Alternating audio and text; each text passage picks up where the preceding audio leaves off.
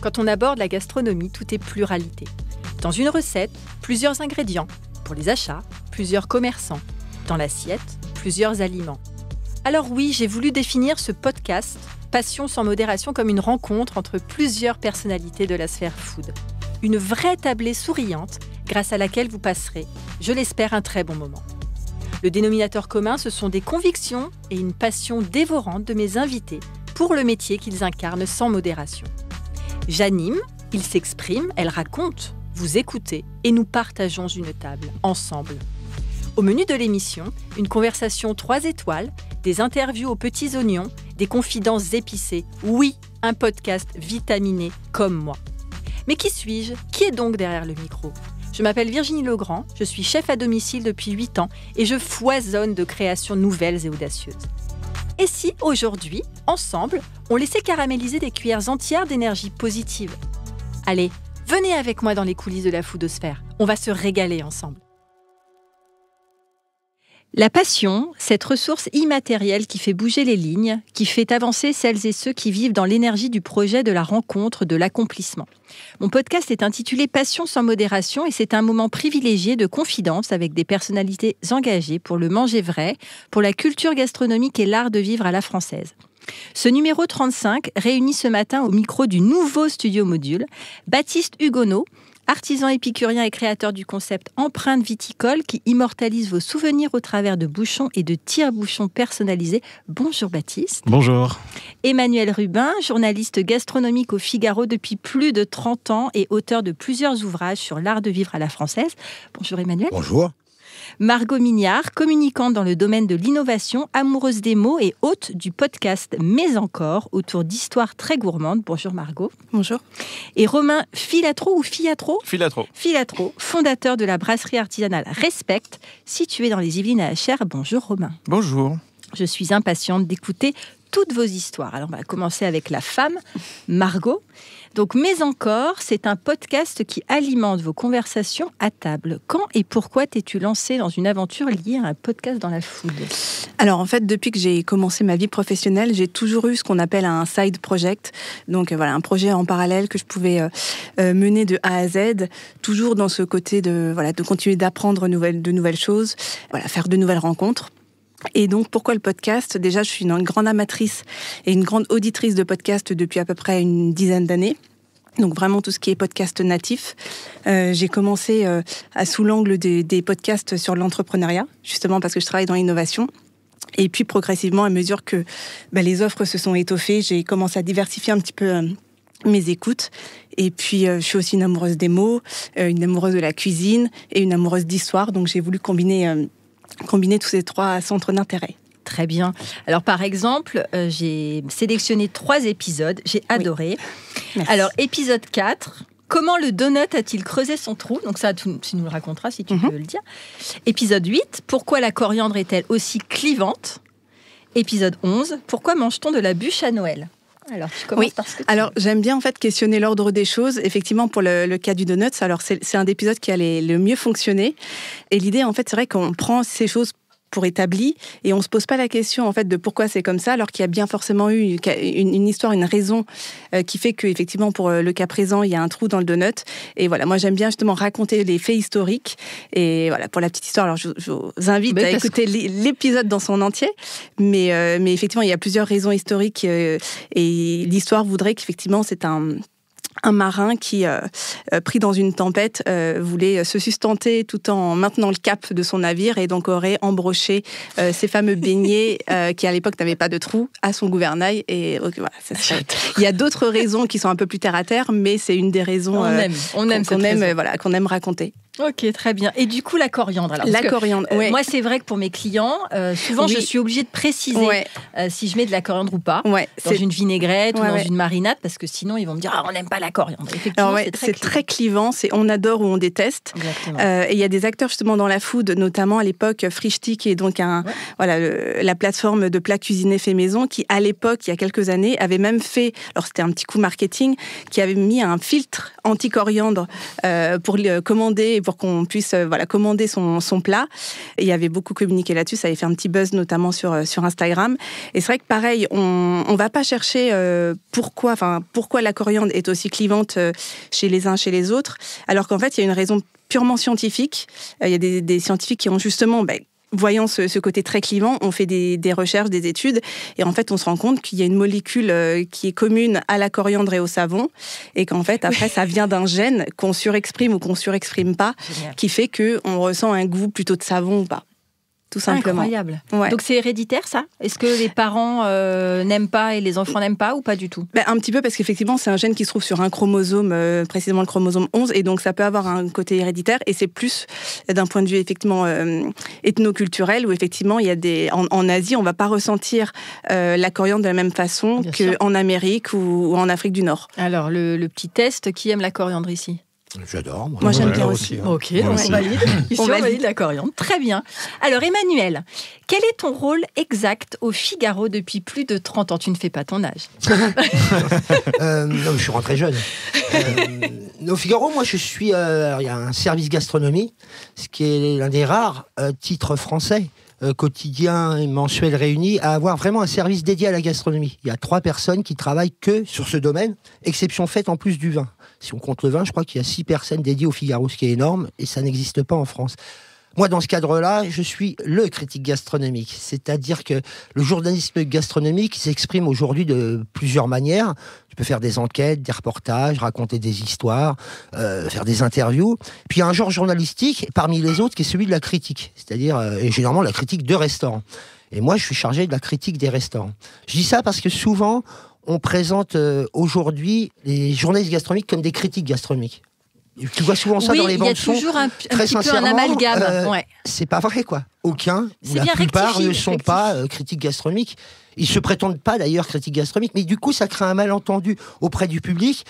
Le journaliste gastronomique, c'est certainement jamais aussi bien porté qu'aujourd'hui. Moi, quand j'ai commencé il y a 20-30 ans, c'était plutôt un genre mineur. Ça n'intéressait pas grand monde, ni auprès... Enfin, les lecteurs, je ne sais pas, mais en tout cas, lorsqu'on sortait d'une école de journalisme, je peux vous dire qu'il n'y en avait pas beaucoup pour lever la main, ni vers la gastronomie, ni vers l'art de vivre. Aujourd'hui, ça a bien changé. Et on voit qu'il y a un journaliste gastronomique très riche. On le voit à travers les éditions, à travers les podcasts, à travers la presse. Il y a de plus en plus de place accordée au genre. En revanche, là où il y a 30 ans, la critique gastronomique était reine, c'est-à-dire ceux qui faisaient un petit peu la pluie et le beau temps de ce milieu-là étaient les critiques, et on parlait surtout de restaurants. Ça, c'est à faire un peu la malle, quoi, pour plein de raisons. Mais aujourd'hui, il n'y a plus beaucoup de critiques gastronomiques. Et en tout cas, quand il y en a, je ne suis pas sûr qu'il le soit vraiment. Oui, parce que moi, j'ai souvenir de toi. Alors, pour tout te dire, je suis très émue de t'avoir, parce que moi, c'est mon papa qui m'a donné envie de cuisiner. Et je te regardais, en fait. Tu étais sur quelle chaîne ? J'étais sur BFM. Mais tu n'avais pas un... tu parlais, on n'entendait que ta voix. Ah c'était BFM ça, puis j'ai eu... oui, c'était BFM. Mais voilà, moi, et donc... BFM originel. Oui, c'est ça, évidemment. Parti à un certain moment. Et donc le critique, donc t'y vas, tu goûtes. Est-ce que déjà ils savent que tu es là ? Alors, en mode un peu Michelin. Non, moi je règle déjà le juge de paix à mon sens. Je sais que c'est pas facile parce que l'économie n'y est plus vraiment dans la presse. C'est de régler mon addition. Je ne pense pas que si j'aurais fait ce métier, si j'avais pas pu régler mon addition. Moi j'ai de la chance que le Figaro nous mette au plus près de nos lecteurs, c'est-à-dire au plus près du public, au plus près des futurs clients et mangeurs. Donc je règle mon addition. Après, pendant des années, très sincèrement, j'y suis allé incognito. Aujourd'hui, je m'amuse encore parfois à réserver sous un faux nom. Mais à Paris, très sincèrement, 2 adresses sur 3, on me reconnaît. En revanche, dès que je vais en province, c'est nettement moins la même vérité. Puis alors, quand je traverse les frontières, là, c'est l'éloge de l'ombre. Je suis vraiment dans la peau du client. Et là aussi, autre malentendu, souvent, il y a des chefs qui m'appellent ou des restaurateurs. Et je comprends, je trouve ça très bien qu'il y ait un dialogue, parfois un peu violent ou pas, mais je leur dis, je crois qu'il y a un malentendu, je crois que je ne m'adresse pas du tout à vous.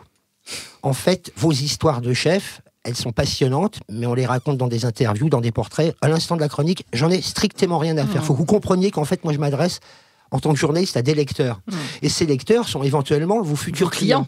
Alors après, de savoir vos petites histoires, vous les gardez entre chefs, ça a l'air de plaire beaucoup à toute une génération. Moi, pas. Ça m'ennuie prodigieusement.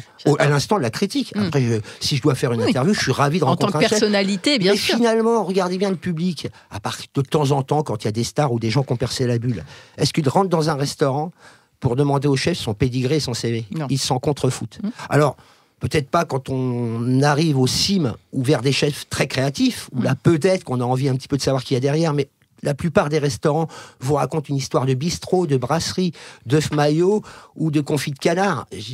Moi, après que le gars était garde-sauce ou commis et qu'il équeutait chez Éric Fréchon ou dans la dernière... Je m'en fous, en fait. Ça n'a aucun intérêt. Ça, c'est justement le ressort des mauvais critiques qui passent la moitié de leur critique à raconter le CV du chef. C'est-à-dire qu'ils ont reçu un dossier de presse, ils leur pompent. Change de métier. J'adore. Vraiment. Merci beaucoup, Emmanuel. Très, très bien. Baptiste, Oui. Alors toi, d'où te vient cette passion pour le monde viticole ? Eh ben, écoute, ça remonte à maintenant une quinzaine d'années. Une période où je ne m'intéressais pas forcément au vin, mais beaucoup à la gastronomie. Et ça va souvent de pair. Ouais, aussi, et de plus en plus. Et où on m'a offert une certaine bouteille qui m'a pas laissé indifférent et qui m'a poussé en fait à creuser un petit peu la porte du produit en lui-même. C'était quoi ? C'était une cuvée qui est assez connue, qui s'appelle la cuvée du Papy de chez Montez, qui est à Chavanais, donc à Saint-Joseph précisément. D'accord. Et suite à ça, en fait, comme je suis assez curieux et que je suis j'ai assez au bout des choses, j'ai beaucoup creusé sur le produit en lui-même. Et puis après, j'ai poussé la porte des domaines et je me suis intéressé au sol, à la racine, à la vigne, au terroir, à l'environnement et à tout ce qui tourne autour, quoi. Donc c'est vraiment une vision à 360 degrés que j'ai pu avoir personnellement, on va dire, sur le vin, avant de l'avoir professionnellement par la suite. D'accord. Et comment on passe, donc, on aime boire du bon vin, à on crée des bouchons à base de liège personnalisés. Ouais, ça c'est vrai que la transition est particulière, oui, surtout qu'avant j'étais commercial et ça n'avait absolument rien à voir. Dans quel domaine ? Le bâtiment, les solutions informatiques, des sujets assez divers, mais qui n'ont rien à voir. Et en fait, j'ai voulu vraiment faire un changement radical de vie et m'intéresser à ma passion finalement, qui était grandissante, pour me dire autant travailler dedans tant que possible. Mais après, le milieu du vin, c'est un milieu qui est quand même assez fermé. Quand on le voit de l'extérieur, ça peut faire un peu peur, surtout si on n'a pas déjà un pied dedans, si on n'a pas de la famille qui est dedans. Donc je me suis dit, pourquoi pas, moi, entreprendre dans un domaine parallèle au vin et m'y rapprocher petit à petit, quoi. Et j'ai eu cette idée, en fait, en visitant les domaines, de voir qu'il y avait beaucoup de bois, en fait, qui, finalement... n'était pas forcément utilisé à sa juste valeur, donc issu des tonneaux, qui étaient dehors, en plein air, et qui pourrissaient, quoi, clairement. Et en fait, j'ai découvert qu'à l'intérieur, finalement, le vin agissait, le tonneau faisait son travail, et que ça apportait une certaine patine au bois, au chêne, qui était d'une très belle couleur naturelle, lit de vin.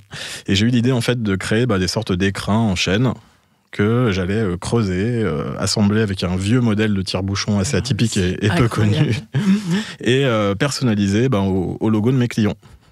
Mais en fait, tout ça s'est fait petit à petit. C'est-à-dire que j'ai rien... tu avais déjà un élan créatif un peu j'ai toujours en voulu, sommeil. J'ai toujours voulu entreprendre, j'ai toujours fait, j'ai réussi, j'ai raté, mais j'ai appris, et voilà, c'est ce qui m'a fait grandir. Et je me suis dit, tiens, allons-y, on va tenter ça, ça me plaît. J'avais jamais coupé de bois de ma vie, donc j'ai acheté tout ce qu'il fallait faire. Je suis allé dans un coworking de menuiserie. On m'a appris comment faire. Et puis en fait, j'ai commencé sur les réseaux sociaux, sur Instagram. Ça, c'était quand ? Ouais, c'était en 2018. Et en fait, j'ai publié déjà des montages, des sortes de prototypes. C'est-à-dire que c'était même pas un produit fini, en fait. Et sur lesquels j'avais mis des logos divers et variés. Je me suis dit, écoute, j'envoie, et puis si ça prend, ça prend, quoi. Et tout de suite, ça a assez pris, et j'ai eu pas mal de retours. Et je me suis dit, il y a quelque chose à faire.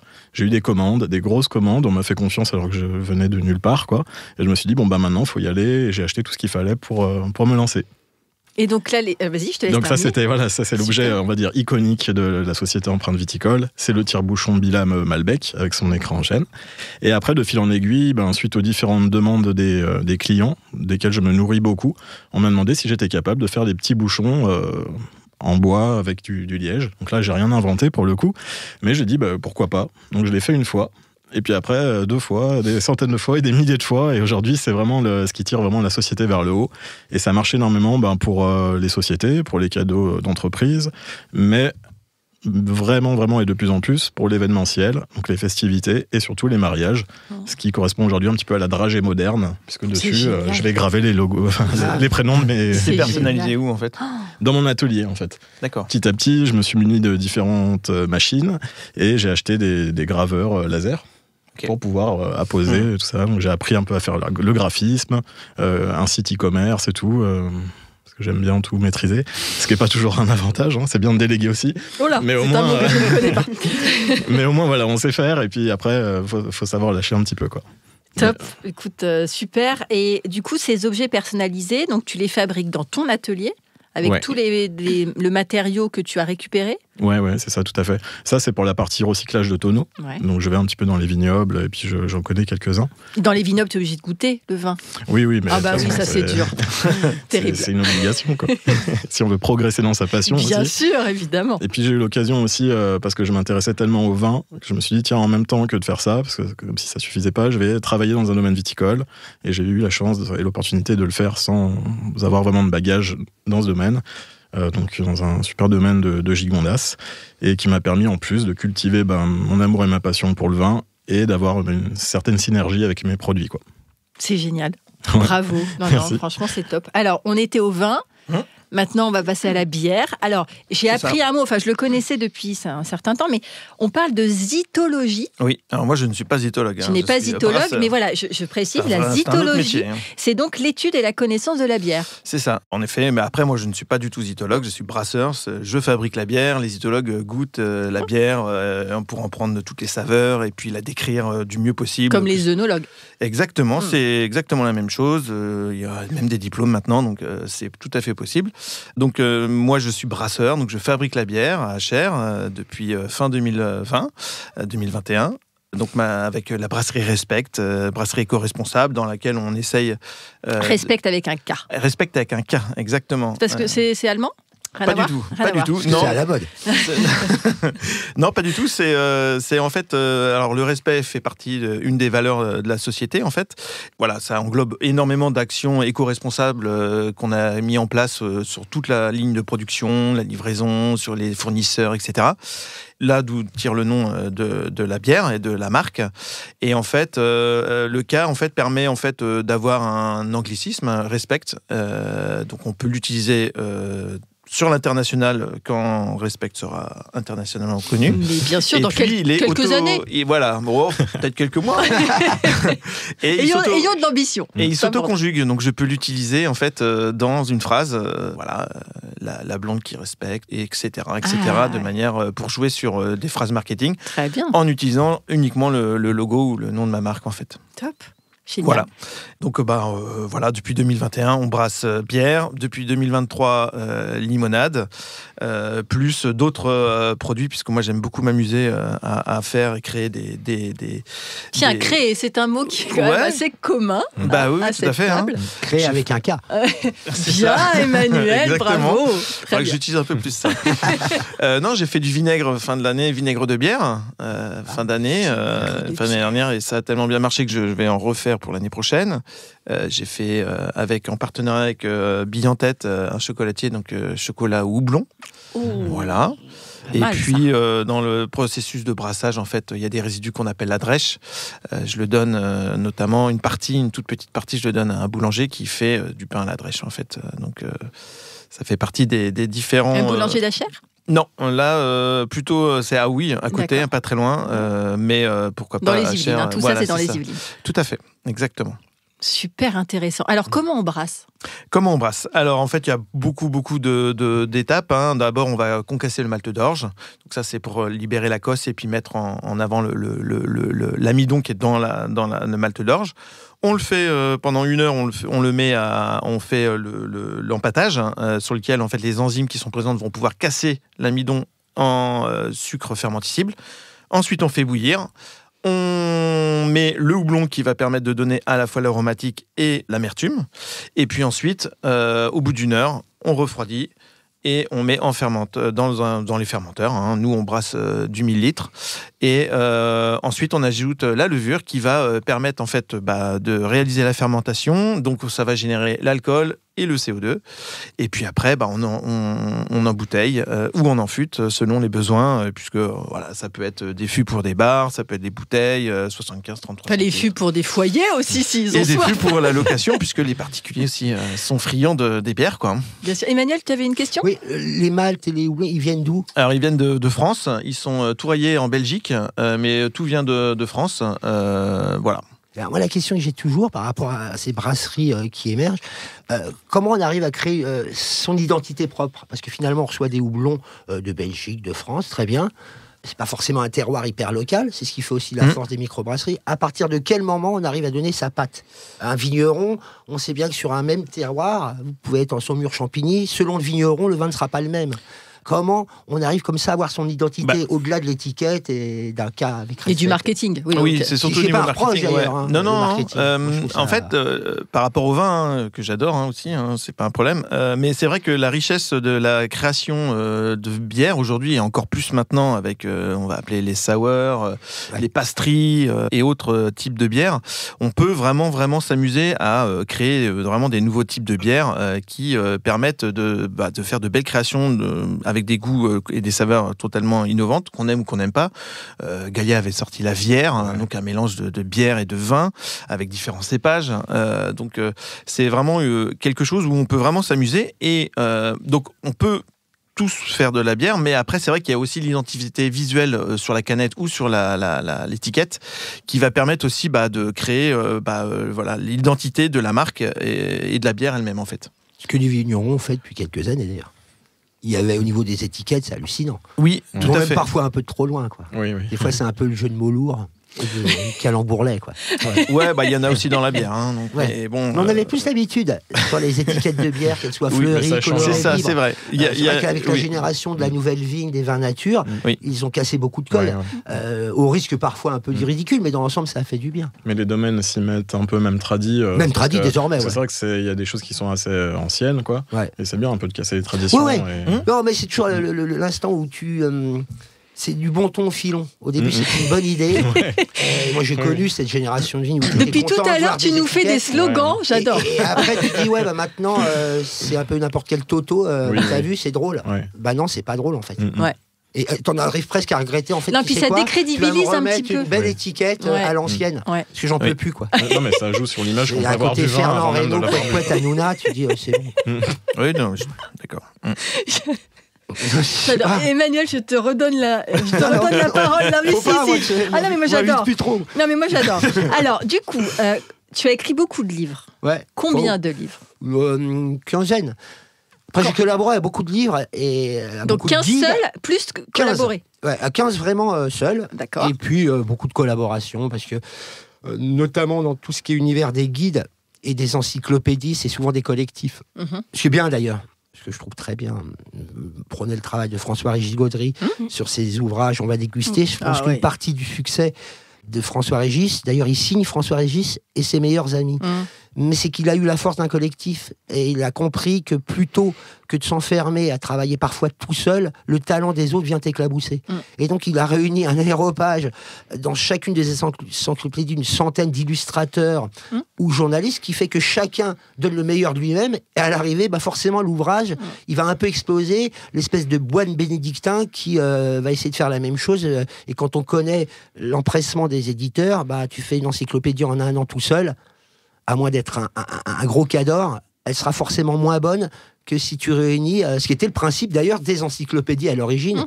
J'ai pas dit les meilleurs, mais en tout cas des gens qui sont motivés. De toute façon, moi j'ai une amie, donc Sophie, je te salue, qui dit qu'elle aussi, elle a créé un collectif autour de la gastronomie, de la food, et en fait, elle a toujours dit le talent, c'est de savoir mobiliser les talents. Bien sûr. Voilà, et de savoir fédérer les talents, parce que c'est vrai qu'une équipe qui a la même passion, le même élan, la même créativité, c'est ça qui fait exploser aussi les choses. Alors après, c'est vrai qu'il y a aussi ce que disait Baptiste, quand on est entrepreneur, devient le souci après de rémunérer justement les gens et de pouvoir monter en puissance pour que tout le monde s'y retrouve. C'est pas toujours évident, mais c'est vrai qu'au départ, et je pense d'ailleurs que la gastronomie, qui était, je parle pas de la cuisine, qui a justement toujours été une force de brigade, d'équipe. Mais la gastronomie, c'est un exercice très solitaire. Le critique était un peu tout seul, le journaliste un peu dans son coin. Aujourd'hui, je pense qu'il y a beaucoup plus la force des labels, des collectifs, et ça, c'est bien. Ça, je vais vous dire, c'est plutôt mieux qu'avant. Et c'était quand ton dernier livre? Dernier livre, c'est une potacherie, en fait. C'est l'année dernière. Raconte-nous. Ah ouais, c'est comme quoi. En fait, je me retrouve à un réveillon avec mon frère jumeau. Et mon frère jumeau, on a une passion commune, ce sont les Beatles. D'accord. On adore. On a été élevé aux Beatles. Et mon frère, lui, c'est un Beatlemaniaque. Il est quand même tordu. C'est le mec qui allait acheter un porte-clés avec Paul McCartney. Faut le faire. Bon, je sais pas, c'est le 31 décembre. Et il me dit, alors, qu'est-ce que tu fais l'année prochaine? Ça fait longtemps que tu n'as pas écrit de livre. Non, oui, non, pas de livre. Il me dit, mais quand même, tu trouves pas qu'on devrait écrire un livre sur les Beatles? Je dis, mais on n'est pas légitime, il n'y a aucune raison d'écrire sur les Beatles. Il y en a eu 40 000. Il dit, ouais, mais moi, je voudrais laisser une trace. Je dis, mais on laisse jamais de trace. Les livres, ça finit au pilon. Bon, bref. Et on commence à discuter. Je dis, puis moi, je vais faire quoi? Les Beatles, c'est la cuisine. Il dit, bah ouais. Je dis, mais arrête. Il me dit, bah non. Et c'est vraiment un exégète des Beatles. Il dit, non, dans plein de chansons des Beatles, ils évoquent les nourritures. Et là, je commence à me dire, ouais, pourquoi pas. Et 4-5 jours après, il me fait une liste, l'équivalent d'un album. Il y a 12 chansons, les Beatles évoquent les nourritures, à la manière des Beatles, parfois psychédéliques. Et de là, je me dis, ok, on va le faire le bouquin, totalement débile, potache. J'ai demandé parce que moi je suis pas cuisinier, à une 12, donc je sélectionne les 12 chansons, je les donne à 12 cuisiniers qui vont interpréter la recette. Et moi, je raconte un petit peu les coulisses de cette chanson. Et on s'aperçoit que c'est assez drôle. Dont une 13e qui est inattendue, qui est Yesterday. Car lorsque Paul McCartney commence à composer Yesterday, il joue d'abord la mélodie. Une mélodie qui est une ballade très nostalgique. Et le refrain, il dit pas Yesterday, il dit Scramble Eggs. Œufs brouillés. Je pense pas que si ça s'était appelé brouillé, ça aurait eu beaucoup. Mais pourquoi? Parce qu'il se souvenait, c'est une chanson où il se souvient de sa maman. Et il se souvenait de se réveiller à Liverpool avec l'odeur des œufs brouillés du petit déjeuner. Et pour lui, c'était très nostalgique. Ils vont composer la chanson et à un moment donné, ils vont dire on va retirer Scramble Eggs pour appeler ça Yesterday. Donc la chanson va être mythique, mais aurait bien failli s'appeler Scramble Eggs. Et après, en creusant, comme quoi même les idées les plus ridicules, et elle est un peu ridicule, mais je crois que c'est ça qui est magique avec les Beatles. Mais ça relève du génie. Mais attends, c'est génial, elle est vraiment Emmanuel. ridicule pour moi. Mais les Beatles, il y a un côté Beatlemaniaque. Ouais. Donc il faut assumer d'être totalement Beatlemaniaque, et moi j'assume complètement. Et au final, donc on a trouvé un éditeur qui a joué le jeu, et on est très très content de cet ouvrage-là, qui ne laissera pas une trace énorme, mais bon. Mais ce qui est vraiment drôle, c'est qu'en tirant le fil, vous racontiez, mademoiselle, qu'il y a toujours une histoire derrière, et il y a des trucs hallucinants. Et on s'aperçoit que finalement, McCartney a écrit un seul livre, il a composé beaucoup, et un livre, il y a quelques années, c'était un livre de cuisine végétarienne. C'est le seul livre qu'il a composé, parce que c'est un végétarien. Alors lui, bien avant l'heure, depuis les années 70.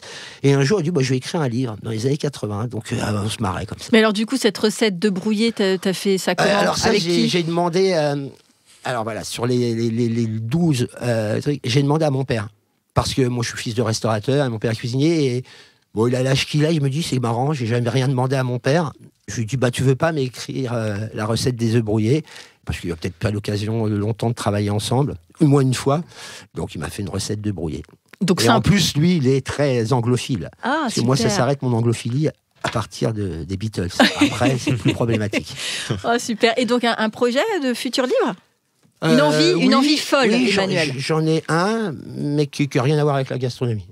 Ah d'accord. C'est un livre qui raconte, mais c'est un travail qui dure depuis 2 ans, la restauration de Notre-Dame. Pendant 2 ans, j'ai suivi la restauration de Notre-Dame, mais métier par métier. Tous les corps de métier sont... Donc, chaque mois, avec une amie, on a accompagné les tailleurs de pierre, les menuisiers, les charpentiers. D'où ton magazine? Avec le magazine Geste. Voilà. Et on raconte comme cela 3 ans de cette restauration, mais vue à chaque fois par un corps de métier. Les nouveaux bâtisseurs de cathédrales, ceux qui ont rétabli les retables, ceux qui ont retaillé les pierres, ceux qui ont fait la fameuse forêt de charpente. Et donc c'est une manière un peu différente de raconter ce renouveau de Notre-Dame, mais vu vraiment par finalement ces bâtisseurs, ceux qu'on n'a pas vu tellement ces derniers temps. Mais qui sont indispensables. Sans eux, rien ne se serait passé en 3 ans. C'est eux qui sont encore une fois... Et c'est bien parce que ça renoue avec la geste de Notre-Dame.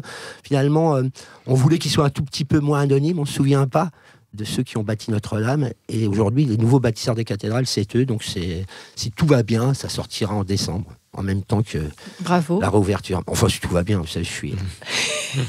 On ne sait pas de quoi demain sera fait. Un paresseux contrarieux. Super, merci Emmanuel. Margot, alors du coup, donc toi, à côté, tu bosses dans la communication. Tout à fait. Donc tu as, des horaires, des appétences. Oui, tout à fait. Des horaires quand même assez fixes. Et tu dédies du temps comment à ce podcast et comment tu gères ton édito, comment tu choisis des sujets, comment tu enregistres. Donne-nous un petit peu les coulisses. Alors oui, effectivement, moi, à côté de ça, j'ai un travail à temps plein.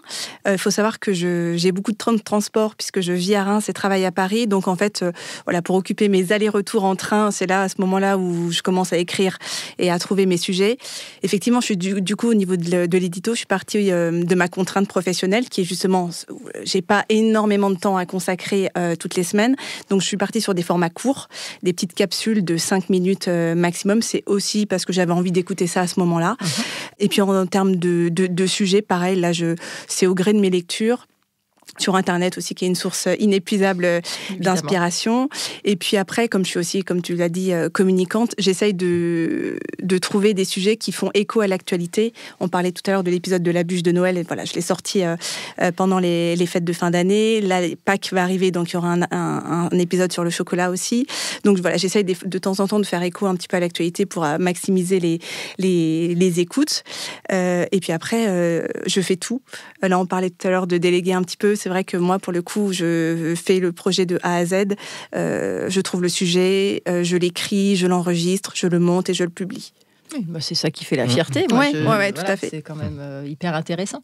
Donc là, tu as combien d'épisodes qui sortent ? Là, j'en ai 20. J'ai commencé le premier épisode mi-octobre et je m'astreins à en lancer tous les vendredis. Donc j'ai un rythme assez fréné qui est d'un par semaine. Et en fait, tu en enregistres un peu de manière oui, alors j'enregistre en général obsessionnelle, le week-end. Comme ça, tu t'en as plein de j'essaie d'en réserves. enregistrer 2-3 à chaque fois par session. Et oui, voilà, j'essaie d'en avoir toujours un petit peu en avance.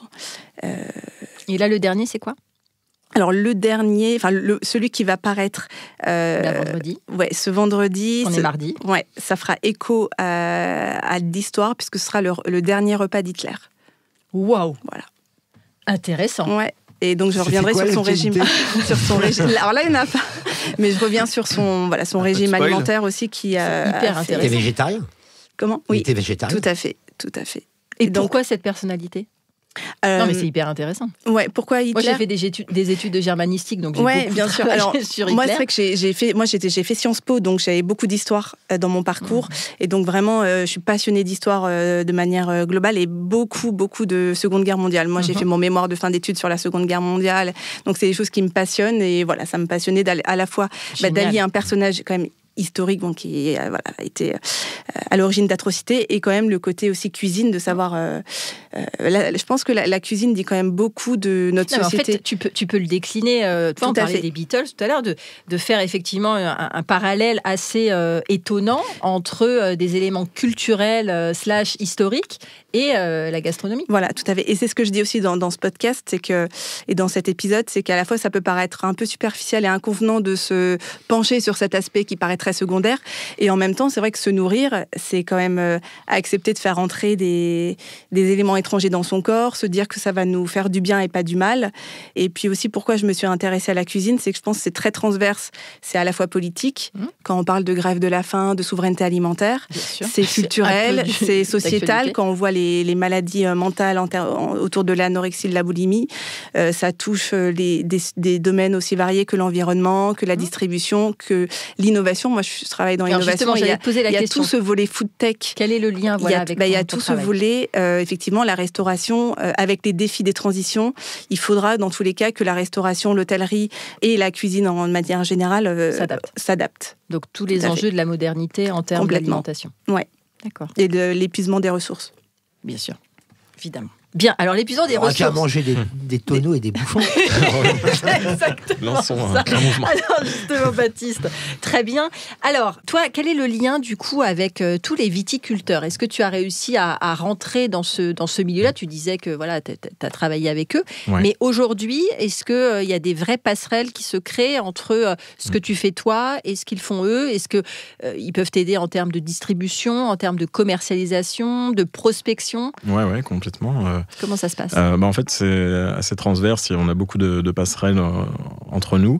La première, c'est que moi, je veux quand même mettre en avant aussi leur travail. Et le principe même du concept, à la base, c'était de se dire qu'en fait, au-delà du vin que vous aimez de ce domaine, vous en conservez une empreinte gravée éternellement dans le bois. Oui, parce que le nom de ta boîte s'appelle empreinte viticole.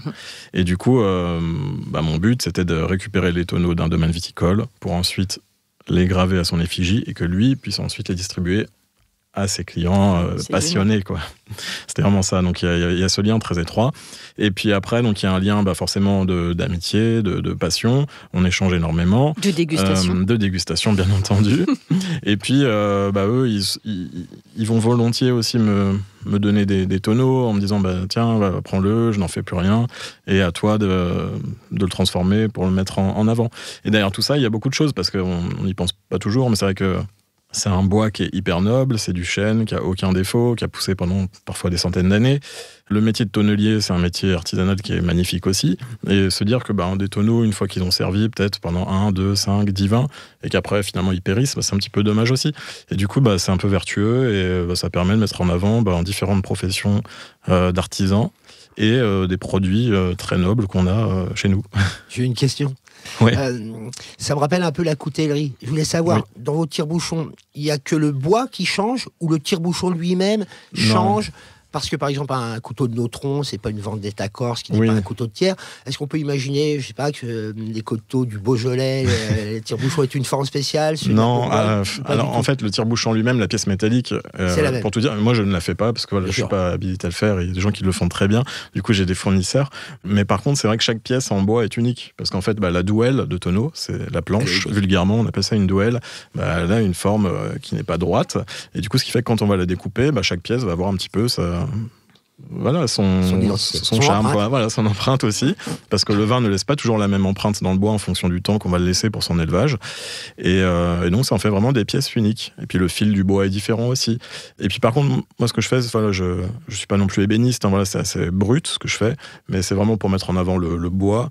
Et je ne m'apparente pas quand même à un coutelier, parce que là, c'est vraiment de l'artisanat vraiment très, très haut de gamme et très pointu. Je préfère le dire, quoi. Mais dans les manches, on pouvait imaginer des manches un peu différentes. Oui, alors non, pour le coup, ils sont identiques, mais c'est vraiment la pièce en bois qui, elle, va être unique. Et dernière question, est-ce qu'il y a des variations de prix? Alors, je dis n'importe quoi, j'imagine, je ne sais pas si vous travaillez avec eux, mais vous êtes à Château-Canon et vous récupérez des tonneaux. Est-ce que le prix d'un tire-bouchon de Château-Canon sera le même que après, libre à eux. Moi, j'ai des prix uniques, on va dire, publics. Et après, libre à eux, s'ils le recommercialisent derrière, de fixer leur prix. Après, il faut qu'il y ait quand même une certaine logique. Les gens ne sont pas dupes. Et puis, une certaine cohérence. On sait très vite trouver l'info. Donc, moi, j'aime bien qu'on garde quand même une certaine uniformité et qu'il y ait une logique même dans les tarifs, quoi. Merci. De rien. Romain, Romain, tu es en pleine campagne. Oui. Ulule. Exactement. Alors du coup, à la diffusion, je pense que ça sera fini. C'est ça. Donc à la diffusion, on pourra dire que tu as réussi. Exactement. Je reviens du futur et de toute façon, c'est bon. Ça a été financé. Donc quel est ton projet? Qu'est-ce que tu veux En fait, on fait une sorte de tiers-lieu, bar à bière. C'est la taproom, en fait, qui sera tout juste à côté de la brasserie actuelle. En fait, je souhaite en fait créer un lieu parce qu'en fait, pour lancer une bière. Qui s'appelle La Jamais Contente. Il y a 2 ans, on a créé une bière qui s'appelle La Jamais Contente, en fait, brassée avec des écorces d'orange amère. La Jamais Contente, en fait, c'est un fait historique qui s'est passé à Achères en 1899. C'est la première fois qu'un véhicule électrique a dépassé les 100 km/h, et c'était dans ma ville natale, et donc... pas ma ville natale, pas ma ville d'habitation là, mais la ville où je vis actuellement. Et je souhaitais évidemment faire un clin d'œil historique à cette bière avec un visuel vintage, donc des décors de HR vraiment sépia, et puis la voiture en forme de cigare allongé avec Camille Genazzi et compagnie. Et en fait, pour faire ça, on a lancé les Respect Parties. Donc les Respect Parties, c'est toutes les 3 semaines l'été, parce que j'ai pas de local intérieur, j'ai que un grand parking avec arbres et tout ça. Et on lance les Respect Parties. Donc c'est quoi? C'est un food truck, c'est un DJ set, et puis 300 personnes pendant une soirée où on se lâche, on boit, on rigole, on vit, on vibre. Voilà. Et en fait, c'est la suite logique, c'est-à-dire je me suis dit, plutôt que d'attendre aussi l'été et puis toutes les 3 semaines, j'avais envie de créer donc dans un lieu, là j'ai 35 mètres carrés, où je voulais mettre en place en fait un accès à un petit espace mode Indus où on est un peu chill, on se pose, on boit une bonne bière artisanale. La parenthèse. Exactement, un after work, etc. Pour pouvoir en fait passer un bon moment, décompresser, se déconnecter de la réalité pour passer un bon moment. Et en fait voilà, c'est un bar à bière que je souhaite ouvrir à partir de mai, le temps de faire les travaux en avril. Et qui va compléter en fait logiquement mon activité de brasseur. C'est ce qu'on appelle aussi les brewpubs souvent, hein, mais bon c'est moins connu. Même Metaproom non plus, c'est pas trop connu, mais voilà. Mais pour le coup c'est vraiment puisque je produis ma propre bière et je la sers, je vais la servir à côté. Super. Qu'est-ce qu'on a comme bière par exemple ? Donne-nous 3 bières. On a la Witbier qui est ce qu'on va appeler la blanche. Voilà. D'accord. On a la American Pale Ale qui va être, on va dire, la blonde, qui va être la blonde classique. Alors après, il y en a plein. Il suffit, en fait, comme on a des multiples maltes d'orge qui vont du Pilsen jusqu'au Choco, donc c'est-à-dire qu'ils sont soit peu touraillés jusqu'à une touraille très très foncée. Donc le Choco. Attends, c'est quoi la touraille ? La touraille, en fait, c'est que le malte d'orge, il est touraillé, en fait, et donc il est chauffé dans un tonneau. D'accord. Et en fait, plus il va être chauffé, plus il va avoir moins d'amidon. Et plus il va être croquant, il va être croustillant. D'accord. Et il va être noir. Ok. Par exemple, les stouts. D'accord, donc c'est pour ça, ça se répercute sur le goût. Exactement, et les saveurs, mais aussi la couleur, la robe, etc. La texture. On parle de robe aussi ? Oui, on peut avoir aussi la robe, okay. On parle d'une viscosité de la bière. Par exemple, les stouts vont être beaucoup plus visqueuses, épaisses qu'une pils, par exemple. Voilà, donc et puis après, on peut rajouter aussi, moi j'ai une Witbier basilic, zeste de citron vert et basilic. J'adore. Voilà, j'ai fait avec la brasserie Nemetto une bière qui est abricot cassis, une bière légèrement acide. Et puis là, je viens de sortir, toujours pareil, j'essaye de favoriser le local avec des artisans. Donc j'ai la Dardar, qui est une bière blonde triple au miel, donc les Ruchers d'Alexandre, qui est à Breuil-en-Vexin, donc avec qui j'ai un partenariat, qui me donne son fabuleux miel, qui me permet d'avoir vraiment une bière dense, mais avec du miel de fleurs. Et puis là, récemment, j'ai sorti donc la Tikawa, qui est une stout avoine café. Et donc, j'ai trouvé un partenaire à Conflans-Sainte-Honorine, donc je pense que tu connais, qui s'appelle Jumka, c'est Régis. Régis, il est torréfacteur et il m'a donné son café d'Indonésie qu'il a lui-même torréfié. Moi, j'ai une question subsidiaire. Oui. Donc, moi, je suis chef. Oui. J'adore créer. Oui. Quand est-ce qu'on fait des accords mes bières ? On peut. Alors moi j'en ai déjà fait. J'en ai déjà fait. T'en as pas fait avec moi. J'en ai pas fait avec toi. Qu'est-ce que tu as fait par exemple ? J'en ai pas fait. En fait, j'en ai fait faire entre guillemets. C'est pas clair, c'est tout. Ouais, c'est pas clair. T'as vu, il hésite. J'ai eu je sais pas si tu connais le magazine Mordu. C'est un. Oui. Elisabeth Pierre. Je connais pas. Je connais le magazine. Voilà. En fait, moi je suis abonné à Mordu et donc en fait j'ai eu un article pour j'ai une bière qui s'appelle la Brume, qui est une ambrée fumée. Donc on utilise des maltes fumées et donc elle a fait un article sur les accords mets et bières avec un comté de 24 mois d'âge. Voilà. Et en fait. Non mais là je te parle de recettes. Ah oui, alors là pas l'accompagnement, la vraie recette. Ah mais en fait tu me donnes comme je fais des accords mes vins, c'est-à-dire le client, la dernière fois j'ai un très bon client, il m'a dit je fête mes 40 ans. Je n'aurai que des millésimes 83. Je veux que tu me construises le menu en fonction. Donc, il m'a juste donné les vins. Moi, je ne suis pas spécialisée en vin, donc je lui ai dit quels sont les arômes que tu veux que je sublime, et je lui ai fait tout le repas. Tu vois, ce serait ça. Ça peut être hyper intéressant. On peut, la moi, blanche ce que j'adore, c'est créer. En fait. Elle se marie très bien avec des huîtres, par exemple. J'adore. Voilà, c'est quelque chose qui est tout à fait possible. La stout café, on peut la proposer en dessert avec un petit dessert chocolaté. Parfait. Ou en plat. Ou en plat. Moi, je suis dingue, moi, j'aime bien. Ah oui, tout à fait. J'ai un de mes potes restaurateurs, Jérôme, je te salue, qui a un super resto à La Roche-sur-Yon, qui a fait un dessert topinambour café. Ouais, pas mal.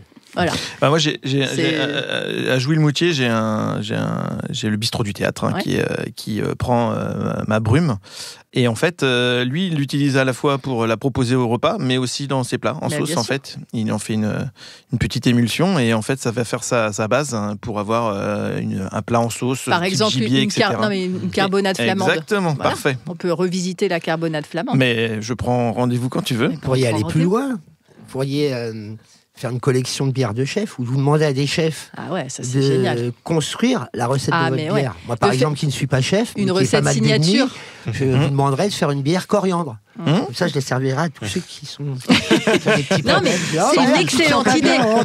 Ça, c'est une excellente idée. Mais tu fais une collection de chefs et tu demandes à des chefs quelles sont leurs envies. Peut-être qu'un chef dira, moi, je vais penser à tel ingrédient. Après, toi, tu vois si c'est joué de la brasse, et là, tu fais une collection. Bière d'Alain Passard, bière de Virginie. Non, mais c'est canon. En fait, après, ce qui est génial, c'est quand tu rencontres des gens qui sont dans la créativité assez illimitée, c'est ça qui est top. Moi, j'ai reçu dans le podcast, il y a 3 épisodes, un mec qui fait des cocktails. Et en fait, j'avais fait un dîner avec lui pour une boîte. Et en fait, il avait accordé les cocktails avec mon plat. Donc, c'était pas du tout des mojitos, c'était rien. Moi, j'avais fait un dessert à base de fèves tonka, par exemple, et il avait fait un truc rhum tonka. En entrée, j'avais dû faire un truc à base assez épicé. Il avait mis du piment d'Espelette autour de ses verres de cocktail. Mais il était dingo. Et en fait, on adore. On crée des trucs comme ça parce qu'en fait, en cuisine, ce qui est génial, c'est qu'on est libre. On est très libre, en fait. Donc, on peut partir dans tous les sens. Le côté coriandre, moi, au Salon du Chocolat, j'ai goûté un chocolat coriandre. J'ai fait, non, mais c'est ouf, en fait. Donc, on prend rendez-vous, je vais être obligée de déguster. Oh là là, c'est terrible. Le rendez-vous nul. Avec modération. Oui, avec modération, bien sûr. Ok, très bien. Alors, première étape finie. On passe à la deuxième. J'ai des questions pour vous. Oui. J'aimerais que vous répondiez tous. C'est un quiz ? Alors pas un quiz, mais alors pour ceux qui ne le savent pas, moi je suis une ancienne prof de lettres. Voilà, reconvertie en chef. Oh merde. Voilà, donc je suis une ancienne prof, donc j'aime bien faire le petit tour de table. Ok. J'aimerais que vous me disiez toutes et tous ce qu'il y a toujours dans votre réfrigérateur. Du vin blanc et de la bière. Très bien. Moi, de la bière et des rillettes, parce que je suis du Mans et j'aime beaucoup. Évidemment. J'adore. Emmanuel. Du fromage. Quel type de fromage ? Qu'est-ce que t'aimes comme fromage ? Moi, j'aime beaucoup tout ce qui est pâte persillée. Je pense bleu, moi. Non, mais tous les jours, au moins du fromage. Je cuisine pas, c'est pas moi qui remplis le frigo. Mais le fromage, ça c'est vraiment ça me fatigue. Alors après, faut toujours le sortir. Bien sûr. Ça sert à température un fromage, mais il y en a toujours. Surtout les bleus. Voilà. Alors, est-ce que les bleus, on peut mettre avec de la bière ? Ça, c'est audacieux, ça. Levure. Ouais, c'est ça, en fait. Après, on peut faire une petite levure un peu spontanée, mais bon. Oui, pourquoi pas. Franchement, tout est possible en bière. Franchement, je parlais de rillettes. Au Mans, j'ai vu qu'il y avait une brasserie qui avait fait une bière à la rillette. Donc, en revanche. Pardon. Ouais, tout à fait. Donc, il y a vraiment. Ah là, on est dans la fantaisie, on est bien. Ah oui. En revanche, le bleu, le fromage, je trouve que ça va bien avec la bière. Beaucoup mieux que certains vins. Ouais. Qui se font vraiment filouter par le fromage. La bière, elle va avoir soit plus de discrétion, soit plus de répondants. Et parler de Stott, c'est bière un peu épaisse, un peu de viscosité. Il y en a certaines qui vont bien avec ces deux beaux tempéraments qui se confrontent. Alors que le vin et les bleus, moi je trouve que c'est le Roquefort leur fait toujours à l'envers. C'est vrai. Non, mais oui, tout à fait. Margot ? Moi aussi, j'allais dire plutôt fromage. Alors moi, je suis team Saint-Nectaire. Moi, je suis auvergnate de base, donc Saint-Nectaire. Et puis après, banalement, plutôt des œufs. Là, je suis une grosse consommatrice d'œufs, donc j'en ai pour le coup tout le temps Très bien. dans mon frigo. Ça donne faim, tout ça. Deuxième question. Quel est le plat de brasserie pour lequel vous êtes monomaniaque ? C'est-à-dire, vous allez dans une brasserie, vous dites « Ok, je veux tester ça parce que c'est le plat phare et que j'ai envie de le tester dans plusieurs brasseries différentes. » j'ai pas envoyé ces questions-là. C'est bien. Moi, je dirais un magret ou un tartare de bœuf. Ok, très bien. Au couteau ou haché ? Oui, au couteau. Évidemment. Alors, Emmanuel. C'est moi qui rebondis. Le tartare. C'est vraiment le diapason, ça. Ça, c'est idéal à la critique. Comment tu juges ? Ça m'intéresse. Le tartare, c'est extrêmement compliqué comme plat. D'abord parce qu'aujourd'hui, il est un peu réglementé. Donc, est-ce qu'on est encore dans le vrai tartare qui était vraiment tranché au couteau, ou est-ce qu'il est passé à la grille? On est plus dans la blédine, dans la pulpe. Pour moi, c'est plus au couteau, c'est quand même meilleur. C'est meilleur, mais tu en trouves de moins en moins. Ouais. Et puis après, il y a tout le condimentage, tout l'assaisonnement. Et c'est justement quand on teste un restaurant, souvent les gens croient que le critique va aller aux plats les plus compliqués. Alors là encore, tu te dis, c'est ridicule. Il faut se mettre dans la place du consommateur. Quand tu vas au restaurant, tu prends ce que tu as envie. Si tu as envie d'un œuf mayo, tu attends que du chef. Alors souvent, des chefs disent, ouais, mais vous n'avez pas pris ce que je fais. Je dis, mais alors pourquoi tu l'as mis à ta carte? Est-ce que tu es imbécile ou complètement crétin? Parce que là, on a un peu de mal à savoir. Il dit, mais fallait prendre ça. Je dis, mais alors pourquoi tu as mis ça à la carte? C'est là où ils confondent le critique. Je dis, tu oserais dire ça à un de tes clients? Si le client arrive et veut un œuf mayo, il dit, faut pas le prendre. Il n'est pas prêt de revenir. Donc des fois ils sont un peu cucul à praloche. Les chefs, c'est plus fort qu'eux. Tu es à la MOF? Il faut toujours prendre. Emmanuel, tu es à la MOF ou pas? L'association pour l'œuf mayo? Non. Moi, je suis pas très club. Je trouve ça très bien. La FOM, c'est l'Association française de l'œuf mayo. Je trouve que c'est je trouve ça marrant. C'est très drôle. Faut aussi, c'est de la gastronomie, il faut rester un peu. Mais ça, c'est vrai que c'est tout bête, l'œuf mayo, parce que si ta mayo, elle est il faut toujours prendre un plat le plus simple, le plat d'évidence, le tartare, la mayo, la langoustine, quand tu en as. Et puis des plats plus complexes. Parce que sur les plats simples, tu vois s'il y a un chef. Je disais la langoustine parce que là, on va voir s'il sait cuire ou pas, une langoustine. Pourtant, c'est à la fois complexe et difficile. Donc, toujours un plat d'évidence.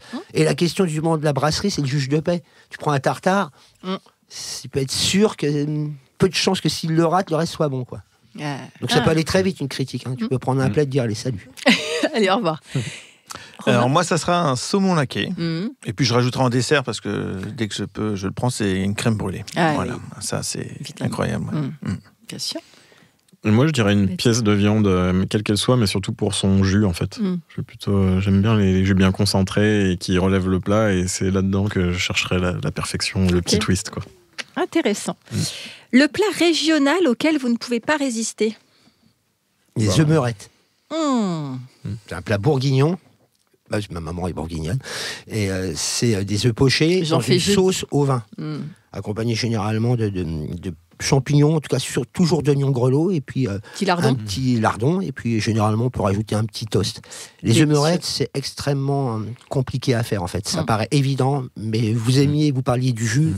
Tout le génie de ce plat, ça va être sa sauce. Sa sauce, quand elle est réussie, c'est vraiment un élixir. Mais ça ressemble à la paille. Quand elle est ratée, c'est un poison. Ça ressemble un petit peu au jus de bourguignon. Exactement. Dans l'idée. Exactement, c'est dans l'idée. Voilà, sans la viande, mais c'est délicieux. Ok. Moi, je dirais un gratin dauphinois. Parce que c'est gourmand et voilà, c'est simple, mais ça fait Alors attention. Alors Emmanuel, gratin dauphinois. Fromage ou pas fromage? Normalement non. On est d'accord. Normalement non, mais après. Pour un petit côté croquant. Oui. Et c'est ça qui est beau dans la cuisine, ça rejoint ce que vous disiez sur les histoires. Elle n'a pas de copyright, une recette. Alors bien sûr qu'il y a toujours des batailles épiques, des cloches-mères, tu sais jamais si c'est vrai, pas vrai. Si on prend le cassoulet, ça fait des années qu'entre Castelnaudary, Toulouse, je sais pas où. C'est ça qui est beau, et c'est surtout que même s'il y a des règles, c'est des règles, des techniques de cuisson, de tranchage, de découpe. Pour le reste après, c'est ce qui est beau, c'est qu'elle est libre. Et que finalement, elle va te filouter la cuisine. Elle a des identités, mais elle n'a pas de passeport. Elle sort pas ses papiers. Elle va traverser comme ça les frontières de manière assez garce. Et c'est ce qui en fait joli. Alors le gratin dauphinois, j'aime bien qu'il y ait des règles.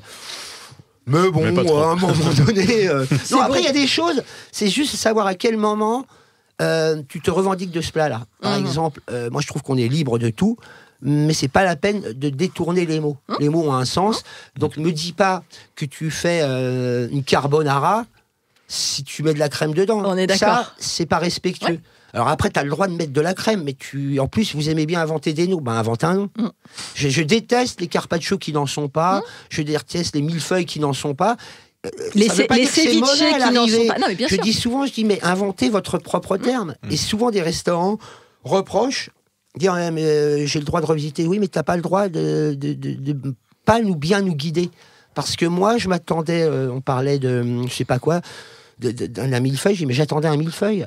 Là, tu viens de me faire un plat qui est certes très bon, Mais moi, j'en voulais pas de ce plat. Je voulais pas ça. Je voulais un millefeuille. Or là, tu viens de me faire, je sais pas quoi, il part dans tous les sens, une collection de porte-clés. Appelle ça ma collection de porte-clés. Mais me dis pas que c'est un millefeuille. Donc les mots, ils ont quand même une importance. Tu as raison. C'est toutes les vacheries de la revisite, en revanche. Ouais, non, mais c'est ça, t'as raison. Alors moi, je vais faire un petit clin d'œil encore à la Sarthe et puis à ma maman, puisqu'elle m'en a fait souvent, c'est la marmite sartoise. Alors, faut que tu nous expliques. Alors, marmite sartoise, parce que je ne me rappelais plus, en fait. J'ai sorti la recette. En fait, c'est du blanc de poulet, du lapin désossé, champignons avec du genièvre. Voilà, que tu mets dans un fond de veau, bouillon, et après... Mais c'est mijoté ? Ouais, c'est mijoté avec du chou, de la carotte, avec un peu de crème. Et là, je regarde, j'ai aucun mérite, je regarde la recette. Là. Et en fait, voilà, ma maman m'en a fait souvent, et j'adore ça. Elle m'en apporte, je le congèle et tout ça pour sortir les petits plats. Et franchement, j'adore ça. C'est très, très bon. Ça donne envie. Margot ? Moi, ce sera sucré et c'est un petit clin d'œil à mes études puisque j'ai fait mes études à Lyon et c'est la tarte aux pralines. Ah oui, voilà. Ça, bien sûr. C'est une vacherie, ça. Ouais. Vous êtes plus sucré ou salé, vous ? Salé. Sucré. Je tends à devenir... Enfin, ça s'équilibre petit à petit, mais j'étais quand même très sucré. Sucré. Ouais, sucré aussi. Ah ok, team sucré. Ouais. Moi, je suis salé aussi. Salé. Ah ouais, complètement. C'est un vrai complet. J'ai du mal avec le sucre. C'est difficile. Ouais. Alors, justement, moi, je vais vous parler de Proust. Donc, je vais vous donner une petite citation de Proust et après, vous devinerez évidemment la question. Gaspard Proust. Bien sûr, évidemment. Mais quand d'un passé ancien rien ne subsiste, après la mort des êtres, après la destruction des choses, seule, plus frêle mais plus vivace, plus immatérielle, plus persistante, plus fidèle, l'odeur et la saveur restent encore longtemps comme des âmes, à se rappeler, à attendre, à espérer, sur la ruine de tout le reste, à porter sans fléchir sur leurs gouttelettes presque impalpables, l'édifice immense du souvenir. À 2 reprises, vous avez parlé de plus ou moins votre Madeleine de Proust. Quelle est-elle ? Il n'y a pas une seule émission, c'est la 35e, il n'y a pas une seule émission où, durant la première partie, il n'y a pas quelqu'un au moins qui dit « Ah oui, ça me rappelle ma mère, mon enfance, etc. » Je trouve ça trop beau parce qu'à la fin, je sais qu'à un moment ou à un autre, on va en parler. Donc voilà, votre Madeleine de Proust. Moi, je me lance. Je dirais des crêpes. D'accord, raconte-nous. Mais non, mais c'est parce que ce qui était rigolo, c'est que quand j'étais enfant, je m'intéressais déjà un petit peu à la cuisine. Les crêpes au vin, déjà, quand tu étais enfant ? Non, j'étais...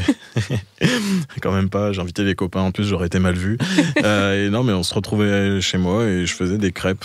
Mais comme ça, et pour moi c'est un beau souvenir parce que c'était un moment de partage, c'était gourmand et on se bafferait quoi. Et c'était le moment où vraiment on se régalait et donc c'est des beaux souvenirs, puis c'est quelque chose que donc, crêpes au sucre. J'aime toujours autant. Ouais. Ok, super. Alors moi je vais peut-être pas faire rêver beaucoup de monde, mais moi ça me fait penser à ma grand-mère qui n'est plus là, mais qui me faisait en fait la langue de bœuf. Et avec sa sauce, c'était incroyable. J'ai moi-même essayé de le faire une fois et j'ai arrêté parce que c'était pas du tout bon. Et voilà, c'est vraiment un souvenir. Moi, ça me rappelle dès que je mange de la langue de bœuf. C'est le seul abat que je mange. Le reste, je ne peux pas. Mais celui-là, vraiment, il est associé au souvenir de ma grand-mère qui le faisait tout le temps, voilà, et qui m'a marqué. Et qui s'appelait comment ? Raymonde. Raymonde. On pense à Raymonde. C'est ça. Emmanuel ? Il y en a plein. Moi, je pense que je suis gusto-centré. Mais j'ai passé mon enfance que là-dedans. Mais je dirais le bortsch. Parce que c'est... donc c'est la soupe de betterave. Oui, mes grands-parents étaient russes. C'est le seul que j'ai connu. Et effectivement, il y avait quand même des plats là où la Russie s'invitait. Et il y avait le fameux bortsch. Alors quand t'es petit, c'est une soupe de betterave. La première fois, j'ai pas trop compris ce plat. Je crois que c'est surtout la serviette qui s'en souvient. Il y avait une espèce de technique avec mon frère qui consistait à boire tout le temps. Le problème, c'est que c'est très rouge. Oui. Donc ta serviette, finalement, t'étais vite topé. Faut pas être en pull blanc. Hein. Non, j'ai appris à l'adorer. C'est un plat d'ailleurs d'une modernité folle. La betterave revient beaucoup aujourd'hui. Les bouillons reviennent beaucoup aujourd'hui. Je comprends pas comment beaucoup de réserves. En ce moment, avec la Russie, peut-être certains ont des complexes, je sais pas. En plus, c'est idiot parce que les Ukrainiens en font tout autant. D'ailleurs, c'est là où on voit que ça reste de plus que des cousins. Mais c'est un plat, je pense, qui pourrait vraiment retrouver le chemin de nos assiettes, qui est d'une modernité folle. Alors après, selon que les Russes vont rajouter un peu de lard, mais il y a aussi toute une communauté juive qui fait le bortsch. Il y a de la pomme de terre dedans ou pas? Non, c'est vraiment que de la betterave. Alors tu as fini avec une crème aigre, mais les Juifs ne mettent bien évidemment pas de lard dedans. C'est ce qui fait la différence entre les deux bortsch, mais autrement c'est délicieux. Moi j'adore toujours. Moi ce serait la mousse au chocolat de ma mère. Et le secret réside dans le choix du chocolat, vraiment un chocolat pâtissier. Et effectivement, voilà, c'est le souvenir. Et voilà, dès que je retourne chez eux, je sais qu'il y a une mousse au chocolat qui m'attend. Très bien. Alors, je vous laisse prendre 2 petits billets. Allez Margot, on commence avec toi. Vous choisissez, vous racontez ce que vous voulez. Alors, éclair ou tartelette? Alors, je dirais éclair. Alors, chocolat, café Chocolat ou café. Mais je suis très classique dans les goûts. Ce sera plutôt chocolat ou café. D'accord. Voilà. Mais c'est vrai que j'adore les éclairs. C'est vraiment un de mes desserts aussi préférés. Pâte à choux, qui est quelque chose qui est le plus compliqué à faire en termes de main. Parce que c'est hyper physique. Il faut prendre le geste. Ah c'est hyper physique. Et amaretto ou grand marnier, je dirais amaretto, mais c'est vrai que je suis pas très dessert aussi, dessert à base d'alcool. Et puis même de base, c'est vrai que c'est pas des alcools qui me parlent beaucoup. Mais, grand marnier avec les crêpes. Hein. Ouais, mais c'est vrai que je suis pas très crêpe. À 12 ans, il y en a déjà. Pour les flambés. Je suis pas très dessert à base d'alcool. C'est bien les seuls desserts que j'aime pas, mais à choisir, je dirais quand même amaretto. Ok. Emmanuel. Fraise ou framboise? Alors là, sans hésiter, framboise. C'est pas que j'ai une préférence folle, mais on parlait de souvenirs. Il y avait forcément, comme souvent, moi j'avais de la chance d'avoir un jardin, et dans le jardin, il y avait des framboises. Et quand t'es gamin, alors là, non seulement c'est facile à cueillir, c'est à hauteur, ça pique pas, c'est bon, tu peux la manger direct. Donc la framboise. Alors béarnaise ou mayonnaise? Alors là, béarnaise. D'abord parce qu'on n'en voit plus beaucoup, c'est vrai. Faut dire que là aussi, il y a une technique. Bien sûr. Pas facile à réussir, on est dans l'émulsion. Bien sûr. C'est vraiment d'un vrai coup de main. Et puis la vraie béarnaise, ça implique l'estragon. Et ça aussi, t'en vois pas souvent. C'est une saveur, on parlait de la coriandre, finalement, elle est peut-être clivante, mais on en voit partout. Moi, j'ai un primeur, moi j'ai un super estragon, donc c'est mon herbe préférée. Moi, je trouve qu'on peut pas en mettre partout, mais tu mets c'est un exhausteur de saveur, c'est un accélérateur de goût, c'est dingue. Tu mets ça, ton plat change du tout au temps. C'est ce qui faisait la beauté de la béarnaise. Moi, je fais des desserts avec de l'estragon, c'est super.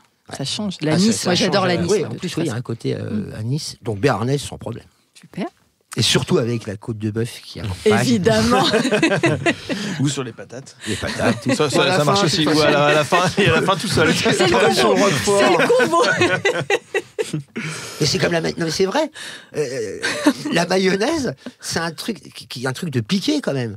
C'est-à-dire que quand tu as des fruits de mer avec des mayonnaises, moi je vois, il y a des gens, finalement, ils passent plus de temps à siphonner la mayonnaise qu'à décortiquer le tourteau. Ah ben non, mais attends, une bonne mayonnaise. Et puis c'est tellement simple, honnêtement. Je comprends. 30 secondes à faire une mayonnaise. Mais là aussi, alors, la folie, pourquoi on achète. On parle en ce moment que ça, j'ai dit, mais sincèrement, ça prend 5 minutes chrono. Mais même pas. Et la différence est folle. Et puis t'as un œuf. Et la béarnaise industrielle ou la même. Mais ça n'a rien à voir avec la recette. Mais rien à voir. À la limite, là encore, je suis pas con. Mais t'appelles pas ça mayonnaise. Mais pourquoi vous appelez ça? C'est une sauce. Ouais. C'est une crème. Appelez ça pas. Du coup, c'est terrible, l'éducation au goût. Il y a plein de gamins, tu leur sers un jour une vraie béarnaise, ils disent c'en est pas. Mais c'est pas de sa faute. On l'a formaté comme ça. On aurait juste dit, à la limite, le ketchup s'appelle le ketchup. Et moi, je suis un fan absolu de ketchup. Donc, c'est pas le problème de combattre ça. Je dis, mais pourquoi vous avez appelé ça béarnaise? Du coup, le goût, il est paumé. Et même dans des restaurants, moi, il y a des restaurateurs qui m'avaient raconté qui travaillaient vraiment la vraie béarnaise. Eh bien, c'est là où le public peut être vachard, lui aussi. Le public leur renvoyait. On dit, mais ça, c'est pas de la béarnaise. Ouais. Alors, le mec, il désespérait. Il dit, mais qu'est-ce que je fais? Soit je vais vers les cons. Donc, il allait vers les cons, c'est-à-dire le public, qui est en grande partie responsable de ce qui lui arrive. Parce qu'il dit, autrement, je ferme mon bouclard. Ou bien, le gars, il était honnête, il dit, à la force, ils s'habitueront, mais c'est un vrai risque pour un chef. C'est pareil pour la crème brûlée. J'ai un restaurateur qui me racontait qu'il faisait vraiment sa crème brûlée maison avec vraiment cette crème presque aigre, vraiment une vraie cassonade. C'était dans un petit bistrot parisien. Il se la voyait régulièrement renvoyer. Parce qu'elle n'était pas assez sucrée. En tout cas, et un jour, son épouse a dit, bon, ça commence à suffire, j'ai compris, Malice. Elle va chez Métro, elle achète les fameuses crèmes brûlées, vous savez, qui ne sont pas mauvaises en soi, mais qui sont loin de la qualité. elle les a servis en ça. Et là, soudain, son public, il disait, ah bah enfin, vous savez la faire. C'est ça la vérité aussi de la cuisine contemporaine. C'est terrible. Et donc le chef, il dit, qu'est-ce que je fais? Ça paraît. C'est là que sur des histoires de la gastronomie, c'est aussi des commerçants, des artisans. Le mec, il a 2 enfants. Comment il fait? Il a des dettes, il a dû arbitrer. Qu'est-ce que je fais? Moi, il faut que je fasse vivre mes gamins. J'ai un truc à faire tourner. s'est renié, quoi. Il l'a pas fait, mais bien une fois, parce que le temps qu'ils fassent le test pendant une semaine, ils en ont envoyé. Donc le chiffre d'affaires commence à remonter. Vous voyez, tu arrives à des histoires qui sont folles. Comme quoi, la crème brûlée peut te mener loin et longtemps. Ouais, c'est clair. Romain? Moi, Terrine Ourillette. Bon, je crois que j'ai déjà un petit peu répondu tout à l'heure. Comment on appelle ceux qui habitent au Mans? Les manceaux. Les manceaux, d'accord. Rillettes d'oie ou rillettes de canard? Ah, très bien. Rillettes de porc. De porc. Voilà. Ah ouais, c'est vrai que vous, c'est. Oui, tout à fait. Ah non, moi, il n'y a pas d'autre. Aucune autre rillette n'existe. Mais oui, c'est vrai. Bien sûr. Non, pour moi. Voilà, non, voilà. Olive verte ou olive noire? Pas d'olive. Voilà. Ah ben voilà, comme ça, t'aimes pas les olives. Je déteste les olives. D'accord, très voilà. bien. Le goût qui me laisse en bouche, c'est désastreux. Pour moi, ça absorbe tout le reste. En fait. Il n'y aura jamais de bière aux olives. Ah non. On est déçus. Baptiste? Alors, Paris-Brest ou Saint-Honoré, du coup, je dirais le Paris-Brest pour le côté praliné que j'apprécie particulièrement. Et après, le citron vert ou le citron jaune, là, j'aime beaucoup les deux, mais je vais quand même plutôt aller vers le citron jaune et le côté avec un petit peu moins d'amertume. D'accord, donc bière au citron vert, tu disais? Oui. Citron vert basilic. Ouais. On fait infuser pendant 3 jours avant l'embouteillage 2 zestes de citron vert et du basilic frais. Voilà. Ah oui. Alors congelé pour éviter les infections.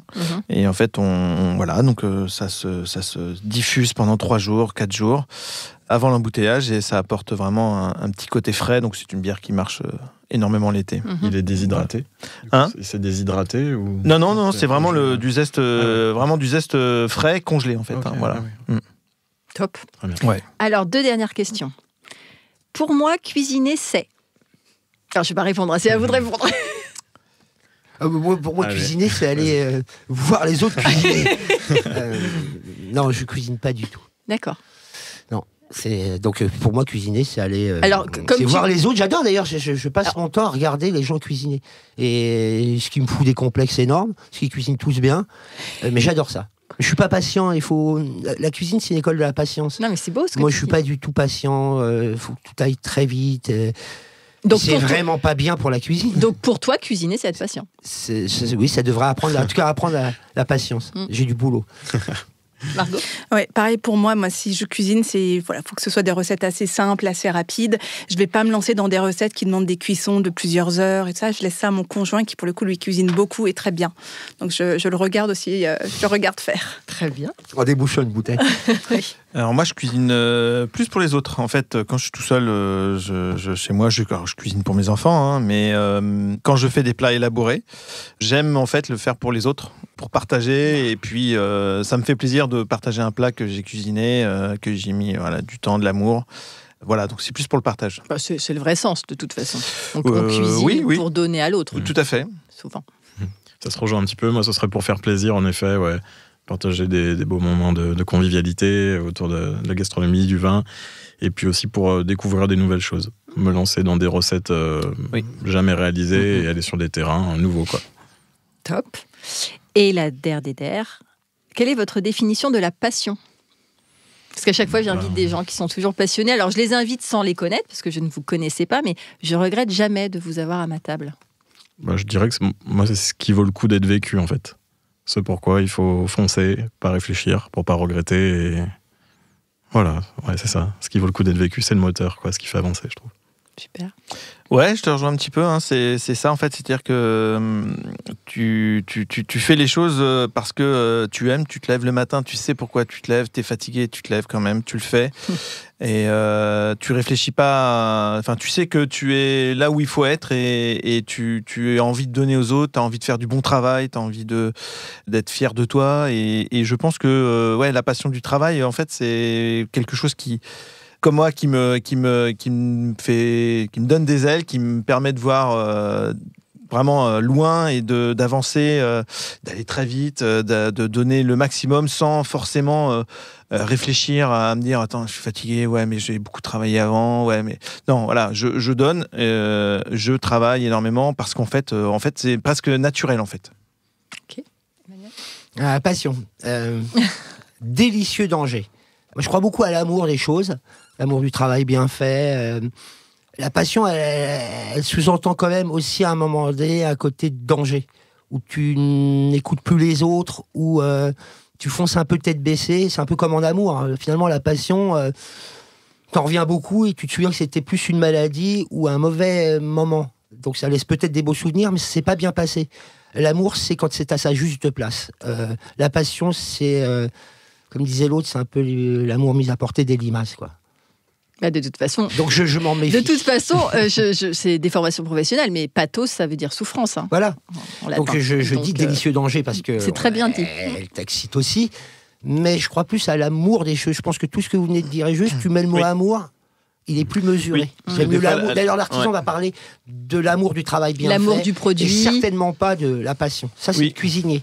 Ça passe à la télé, lui va te dire j'ai de la passion. Donc tu peux être sûr que là, tu peux l'abandonner en route.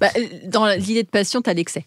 Voilà, c'est pour ça que je dis délicieux danger, parce que l'excès fait mais délicieux danger, du sel de la vie. T'as raison, il y a des fois... Je vais te copyrighter ça. Délicieux danger, j'adore. Ouais. Et ça te masque en fait certains aspects, d'autres aspects où tu te dis que tu penses trop à ta passion et en fait tu en oublies faire peut-être même des choses simples de la vie et il faut faire attention parce que c'est aussi ça. C'est la disproportion. Attention danger, mais ce que disait Baptiste, il n'a pas tort non plus. C'est aussi c'est le goût de l'interdit, c'est ce qui te permet de passer des limites. Si tu es trop raisonné parfois, tu vas t'interdire de traverser la ligne et de penser à côté de la boîte. Donc c'est pour ça que je dis c'est une espèce d'oxymore.